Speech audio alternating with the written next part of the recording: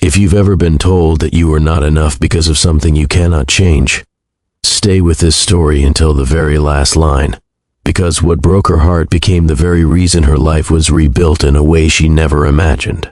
The night her husband said the words, the ceiling fan kept spinning as if nothing important had happened, and that hurt more than his calm voice. "I can't do this anymore," he said, not angrily, not even cruelly, just tired. She stood there, hands folded tightly, already knowing what would come next. 7 years of marriage, 7 years of hope, 7 years of doctors and prayers, and the same sentence that always hovered between them finally became the reason for the end. "You can't give me children," he said, as if stating a simple fact erased the years of love that once existed. She wanted to remind him of how they used to dream together, how he once said love was enough. But love, she learned that night, can shrink when expectations grow larger than compassion. After he left, the house felt like a stranger. The silence was loud, accusing. Every corner reminded her of a life she had failed to complete. Family members called with forced sympathy, some with thinly veiled relief, as if this ending was inevitable. "It's better this way," they said. "He deserves children." No one asked what she deserved. She moved out quietly, carrying only what she could lift, leaving behind furniture, memories, and the version of herself who believed marriage meant permanence. Living alone was a skill she had to relearn. Mornings were the hardest. She would wake up reaching for someone who was no longer there, then lie still, staring at the wall, convincing herself to get up. She worked longer hours to avoid her thoughts. She smiled in public and cried in private. The word barren echoed in her mind, even when no one said it aloud. It became a label she feared would follow her forever. One evening, when loneliness felt heavier than usual, she stopped at a small neighborhood park, just to sit and breathe. That's when she saw him for the first time, not as a turning point, not as destiny, just as a man clearly overwhelmed. 5 children surrounded him like planets in different orbits, each talking, pulling, asking questions. He looked exhausted, his hair uncombed, his eyes scanning constantly to make sure no one wandered too far. When the youngest fell and scraped his knee, the child's cry pierced the air. Before she realized it, she was already kneeling beside him, cleaning the wound with tissues from her bag, whispering comfort.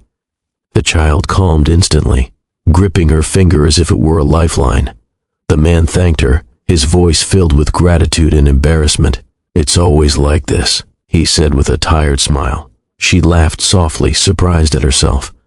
That small exchange lingered in her thoughts long after she went home.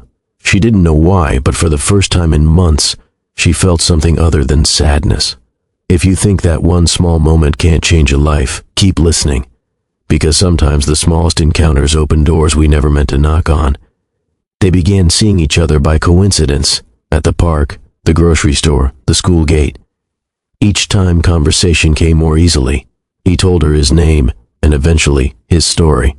His wife had died suddenly, leaving him alone with 5 children and a grief he barely had time to process. Life had become about survival, not healing. She listened, truly listened, without offering empty comfort. In return, he noticed how gentle she was with his children, how naturally she knelt to their level, how they gravitated toward her without effort.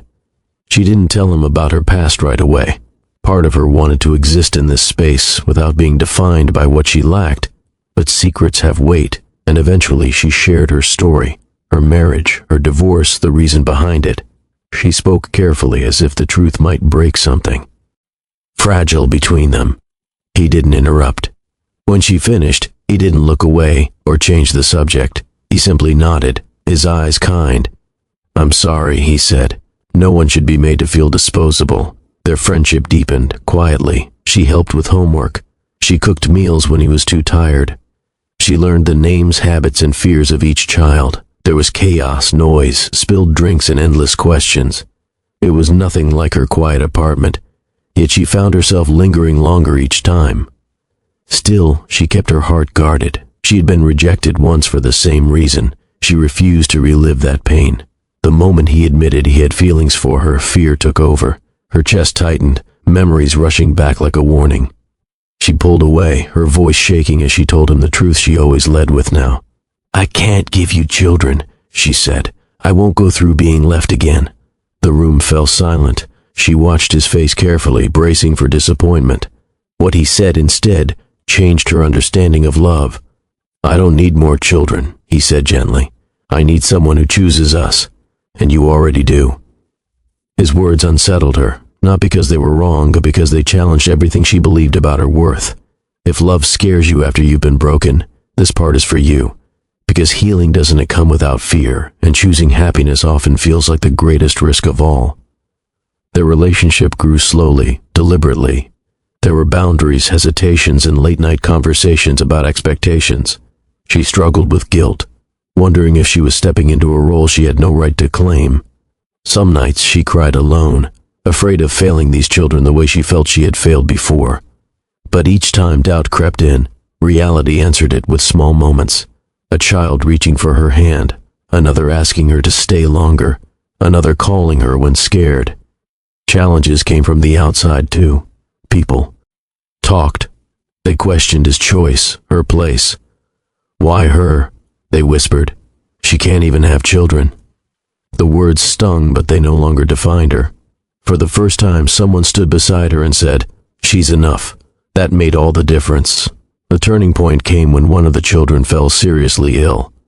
In the hospital, chaos and fear filled the air. Without thinking, she took charge, comforting the others, speaking to doctors, staying awake all night. In that moment, no one questioned her role. She wasn't an outsider. She was family. When the child recovered, something shifted permanently. Even she could no longer deny it. Their marriage was simple, intimate, and honest. The children stood proudly beside them. As she looked at them, she realized motherhood had found her in a form she never expected. Love had not been denied to her. It had been redirected. If you're still listening, here is the truth that remains. Your value is not measured by what you can produce, but by how deeply you can love. Sometimes, life takes away what you begged for to give you what you truly needed. And sometimes the family that heals you is the one you never planned for, but the one that chooses you back.